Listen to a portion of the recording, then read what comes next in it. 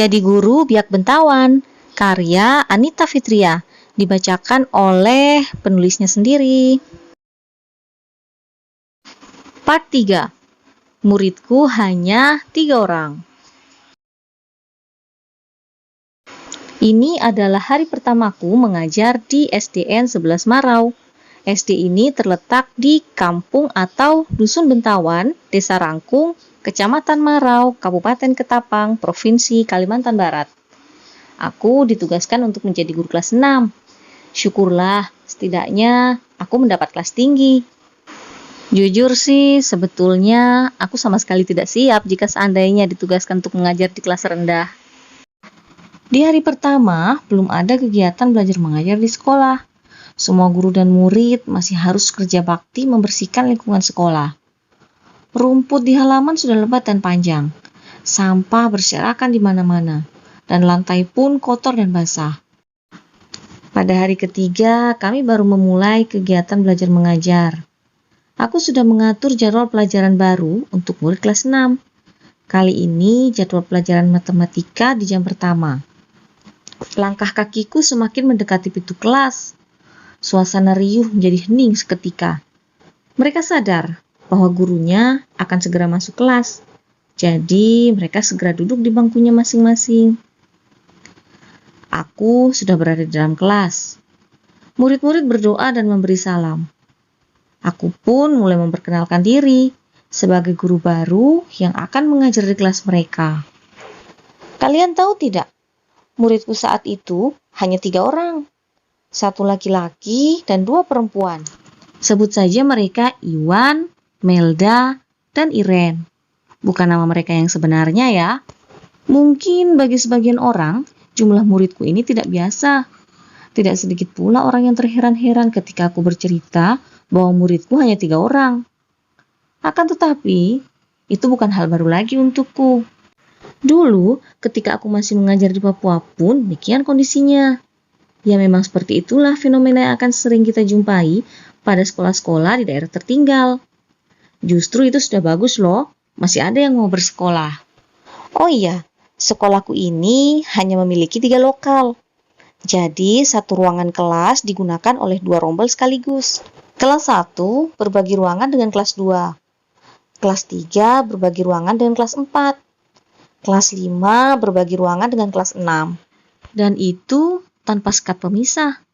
Bisa dibayangkan bukan ketika ada 2 orang guru yang sedang menjelaskan di kelas itu. Tentu bukan hal yang mudah untuk membuat konsentrasi murid-murid tetap terjaga. Baiklah, saatnya belajar matematika. Materi pertama yang kuajarkan adalah pecahan. Dan ternyata, dugaanku benar. Daya tangkap mereka sangat lemah. Hal itu terjadi karena mereka belum lancar dalam operasi hitung sederhana. Jangankan perkalian dan pembagian, penjumlahan dan pengurangan saja masih sering salah menghitung. Tiba-tiba salah satu muridku berkata, "Bu, kami belum bisa pembagian." "Pembagian yang seperti apa, Mel?" tanyaku padanya. "Semua pembagian, Bu." "Semua? Memangnya selama ini tidak pernah diajari?" tanyaku lagi dan hanya dibalas dengan gelengan kepala olehnya. Aku tidak ingin berprasangka negatif dulu. Bisa saja kan itu terjadi karena muridnya yang tidak memperhatikan ketika gurunya menjelaskan. Jadi, mereka merasa tidak pernah diajarkan materi tersebut. Coba kamu kerjakan. Aku memberinya 1 soal pembagian sederhana.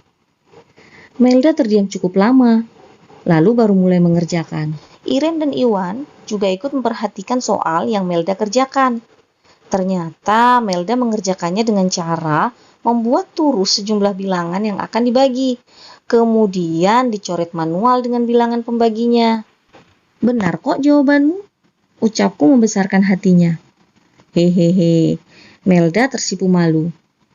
"Tapi kalau kamu dapat soal yang angkanya besar gimana?" Hening. Melda terdiam sembari tersenyum menatapku.